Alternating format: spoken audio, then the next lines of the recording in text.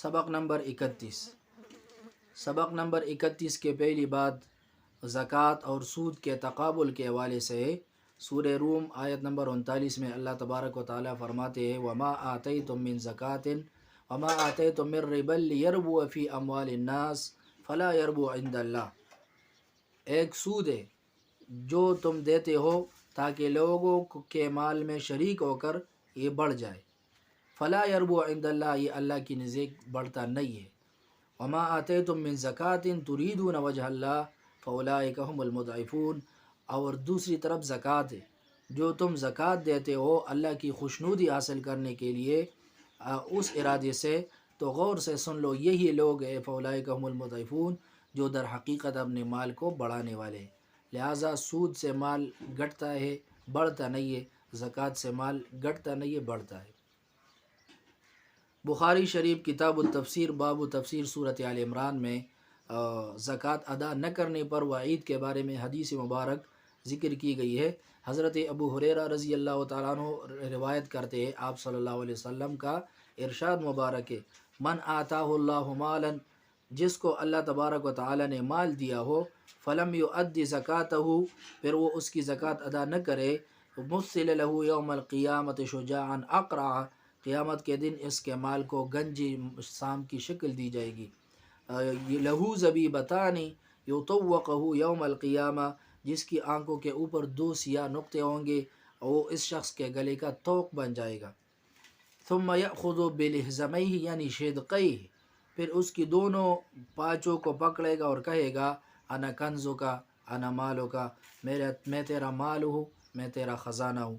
پھر آپ صلی اللہ علیہ وسلم نے یہ آیت تلاوت فرمائی وَلَا يَحْسَبَنَّ الَّذِينَ يَبْخَلُونَ بِمَا آتَاهُمُ اللَّهُ مِنْ فَضْلِهِ هُوَ خَيْرًا لَهُمْ بَلْ هُوَ شَرٌّ لَهُمْ سَيُطَوَّقُونَ مَا بَخِلُوا بِهِ يَوْمَ الْقِيَامَةِ وَلِلَّهِ مِيرَاثُ السَّمَاوَاتِ وَالْأَرْضِ وَاللَّهُ بِمَا تَعْمَلُونَ خَبِيرٌ۔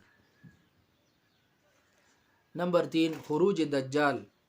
قیامت کی علامات کبریٰ میں دوسری علامت خروج دجال ہے، جو احادیث متواترہ اور اجماع امت سے ثابت ہے۔ دجال دجل سے مشتق ہے، جس کے معنی لغت میں کیا ہے؟ لغت میں ہے بڑے جھوٹ، مکر و فریب اور حق و باطل کو خلط ملط کرنے والے کے ہے۔ جو حق و باطل کو خلط ملط کرنے والا ہو، بڑا جھوٹا ہو، مکر و فریب کرنے والا ہو، تو اسے دجال کہا جاتا ہے لغت کے اعتبار سے۔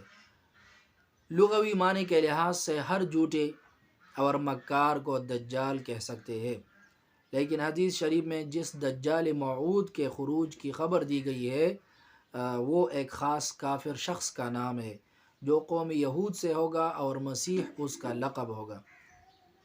اس لقب کی وجہ کیا ہے؟ اس لیے کہ وہ کانا ہوگا، اور مسیح کا مطلب ہے جس کی آنکھ ہاتھ پیر کر صاف اور ہموار کر دی گئی ہو، ایک آنکھ میں انگور کے دانے کے برابر ناخن ہوگا، دونوں آنکھوں کے درمیان کاف فا را لکھا ہوا ہوگا۔ سب سے پہلے اس کا ظہور شام اور عراق کے درمیان ہوگا اور نبوت کا دعویٰ کرے گا۔ پھر اصفہان آئے گا، وہاں 70,000 یہودی اس کی اتباع کریں گے۔ بعد ازاں وہ خدائی کا دعویٰ کرے گا اور زمین میں فساد پھیلائے گا۔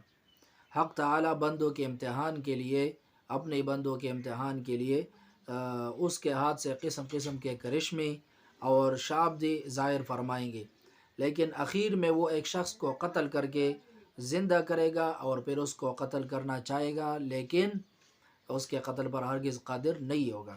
تو اس سے صاف ظاہر ہو جائے گا کہ یہ شخص جو خدائی کا دعویٰ کرائے بالکل جھوٹا ہے۔ نمبر 1، اول تو کانا ہونا ہی اس کے خدا نہ ہونے کی نہایت روشن اور واضح دلیل ہے۔ نمبر 2، اس کی آنکھوں کے درمیان کاف فا را لکھا ہوگا، یہ بھی واضح دلیل ہے، یہ خدا نہیں ہے۔ نمبر 3، یہ کہ قتل کرنا ایسا فعل ہے جو بشر کی قدرت میں داخل ہے، جب اس میں قدرت ہی باقی نہ رہے کہ وہ دوبارہ قتل کر سکے تو خدا کیسی ہوا؟ اور یہ جو چند روز اس کے ہاتھ سے احیاء موتیٰ کا ظہور ہوگا، یہ فی الحقیقت اللہ کا فعل تھا، جو اس کے ہاتھ سے محض استدراج، ابتلاء اور امتحان کے طور پر کرایا گیا۔ خروج دجال کب ہوگا؟ دجال کب نکلے گا؟ امام مہدی ظاہر ہونے کے بعد نصارہ سے جہاد و قتال کریں گے، یہاں تک کہ جب قسطنطنیہ کو فتح فرما کر شام واپس جائیں گے اور شہر دمشق میں مقیم ہوں گے اور مسلمانوں کے انتظام میں مصروف ہو جائیں گے، تو اس وقت دجال کا خروج ہوگا، دجال نکلے گا۔ دجال اپنے لشکر کے ساتھ زمین میں فساد مچاتا پھرے گا، یمن سے ہو کر مکہ مکرمہ کا رخ کرے گا، مگر مکہ مکرمہ پر فرشتوں کا پہرا ہوگا، جس کی وجہ سے دجال مدینہ کا منورہ کا ارادہ کرے گا۔ مدینہ منورہ کے دروازوں پر بھی فرشتوں کا پہرا ہوگا، اس لیے دجال مدینہ منورہ میں بھی داخل نہیں ہو سکے گا۔ بالآخر پھر آ کر شام واپس آنے لگے گا۔ حضرت عیسیٰ علیہ السلام دمشق کی جامع مسجد کی شرقی منارے پر فجر کی نماز کے وقت دو فرشتوں کے بازو پر ہاتھ رکھے ہوئے آسمان سے نازل ہوں گے، اور پھر آپ کی خدمت میں پیش کیا گیا کہ امام مہدی کے پیچھے نماز پڑھیں گے اور اس لعین دجال کو قتل کریں گے، جیسا کہ آئندہ علامات میں بیان ہوگا۔ نمبر 4، زکوٰۃ کے مسائل اور احکام۔